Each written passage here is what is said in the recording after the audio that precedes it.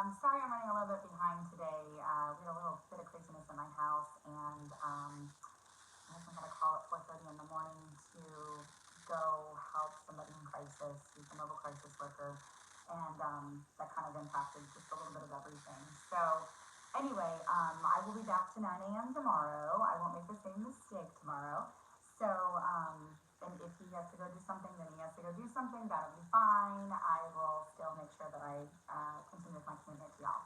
I was trying a couple of different things. I can't do YouTube Live for 24 hours, and I thought maybe I could do that and then cast it. Because right, like what I've been doing is trying to record on my phone and on my laptop. And yesterday when I just did it on my phone, there was an issue with the volume. So anyway, just trying to work through the technical difficulties to make sure that those of you who are tuning in and sharing are able to see everything that I'm putting out there. So I'm going to talk to you a little bit today about how everything that's going on is really hitting home. It kind of makes me laugh because I'm starting to notice that people, just like taking a step back, are no longer kind of referring to this as like the coronavirus issue or the COVID-19 issue. It's more like, he who shall not be named. I feel like I'm in Harry Potter or talking to somebody who broke up with their boyfriend and they don't want to talk about them anymore, or ex-husband, something of that nature. Hey Marty, good morning. And it just makes me laugh because, I get it. I do. I really get it. But the thing of it is like, when you're not just focused on that one thing and we're really trying to be better overall, it's not, it is what it is. It's happening and we all have to make the best of it, right? But getting back to what I originally said is that, this has now really hit home for me in a couple of different ways. So I started a new job yesterday. I moved to North Carolina a few weeks ago, the beginning of March. And when I did, I actually, thanks for all the love, Marty. When I did, I was looking for a new job. I'm trying to build my business. There's a lot that's going on right now. And I ended up finding a really good job, and I was supposed to start March 16th, and then some things happened that I got to push back to yesterday. So I went in yesterday, and I'm not going to really say what the job is because I don't want that to impact or get, some of the things that are happening out to other people. But, and that sounds very evasive, I apologize, but it's insecurity. Anyway, so with that being said, what happened was, I was told in the morning that it was an essential job and that we would stay open. I was like incredibly grateful. I'm going to be able to actually work and help contribute to my household again. On a regular basis. I'm doing some other things, but it's not a steady income yet. And when I was on my way back from Raleigh, which is a 2.5 hour ride, I got a call saying that we are actually shutting down for 30 days. So that was a little disheartening, to say the least. And so I'm trying to stay positive myself, through all of this, with everything that's been going on with me as well. So also, I've definitely noticed, please pray.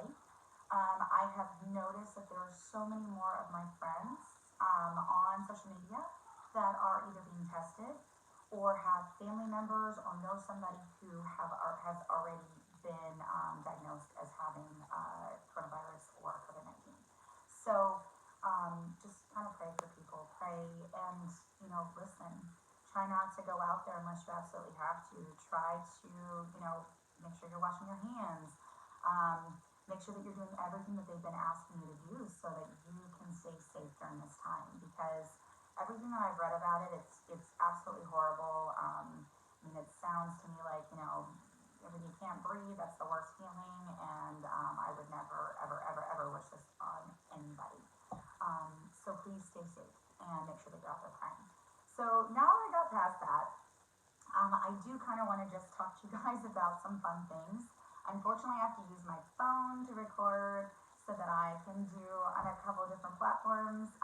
But I wanted to show you guys that if you go to Pinterest, there's so many fun things, and I thought it would be funny to kind of just lighten the mood and talk about some crafts that you can do with your kids or even by yourself if it's something that you enjoy. I know that my sisters love to do, like my one sister's they're all very talented. But my one sister loves to paint rocks and do different designs, and she also paints canvas, and my other sister loves to paint, and my other sister's like me, she just kind of like sports and, does a lot of things that way. I'm not very artistic. I try, but I'm telling you, like, the best thing that I'm good at is drawing some mad stick figures. So, anyway, that kind of, and you know what too, I just want to mention, because I was looking, I had to put on lipstick this morning, because I'm like, it just makes me feel better. It just makes me feel better. I have no makeup on today, except my lipstick, and I'm like, you know what, I'm gonna do it, because that's what I do to make myself get in a better mood and kind of feel good about what I'm doing. So, anyway, if you need that, put your lipstick on. Do it, But there is on Pinterest, you can go on there, and they have these amazing toilet paper roll characters. So it was so funny because I saw little cars, I saw these butterflies. There's so many different little crafts that you can do with it, and I just thought it would be a really funny spin on the fact that sometimes people have so much toilet paper. And there's some of us that don't, and they won't be able to do that. But if you do have leftover toilet paper rolls, you certainly could. Give some paper towel rolls, cut them in half. You can still make these little crafts and things.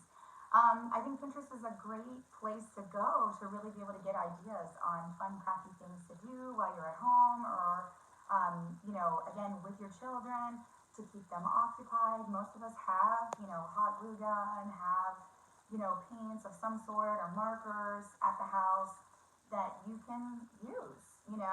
So it's certainly something that you can do to kind of help keep everybody sane and involved at this time.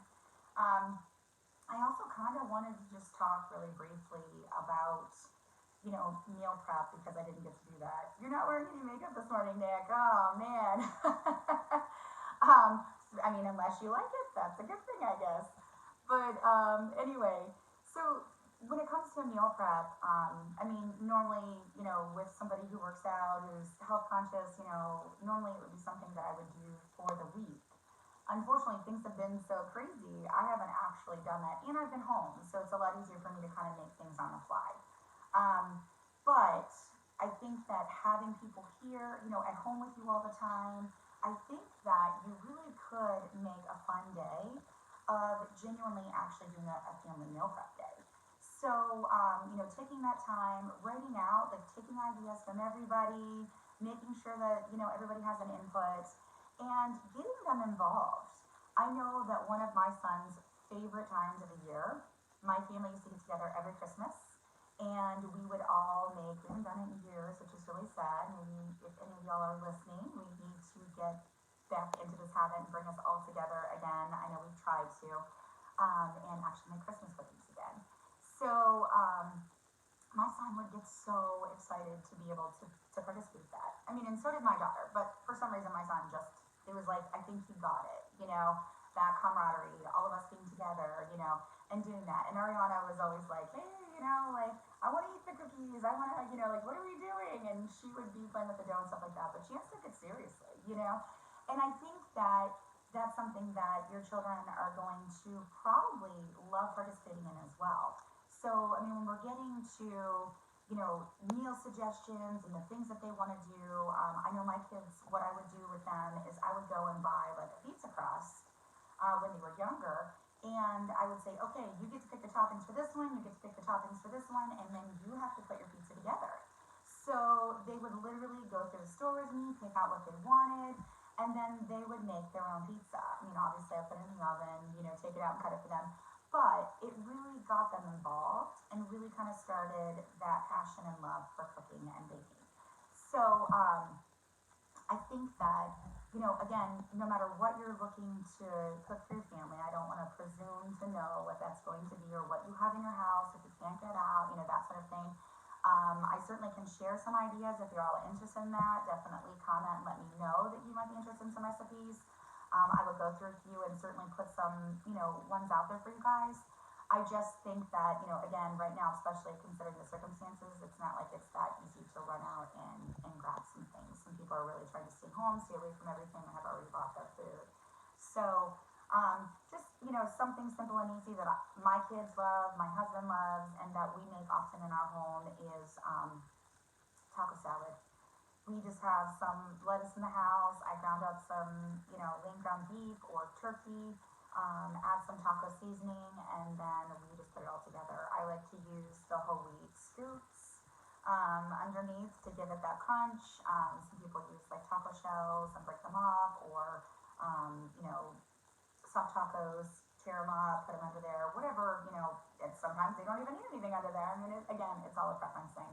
But anyway, I just kind of want to touch on that briefly. I'm now hitting my 10-minute mark, and actually 10 and a half. So I'm going to wrap this up really quickly. But, again, I am open. Hey, Roy. I'm open for suggestions. So if there's anything that y'all would like to see or hear about that you feel would impact your day or help you get through the day, that's what I'm here for. That's what I'm doing. So definitely reach out to me. Let me know what you want to see, because that's what I want to put out there. I want to know that you guys are getting what you need right now during this time that is so hard for all of us. I'm going to kind of end this with a quote by Marie Curie, which really spoke to me today. It says, "Each of us must work for his own improvement and at the same time share general responsibility for all humanity." So I'd love for you guys to really find a personal development book that speaks to you, something that helps you become a better person, and start reading it today. I would love to hear what you're reading, and I would love to hear what you're doing right now to kind of, maybe just get through, maybe to help other people. I want to know what's going on in your lives, because you all are important to me. I love you all. I'm going to close on that. So be active and be happy, and I'll see you tomorrow at 9 a.m.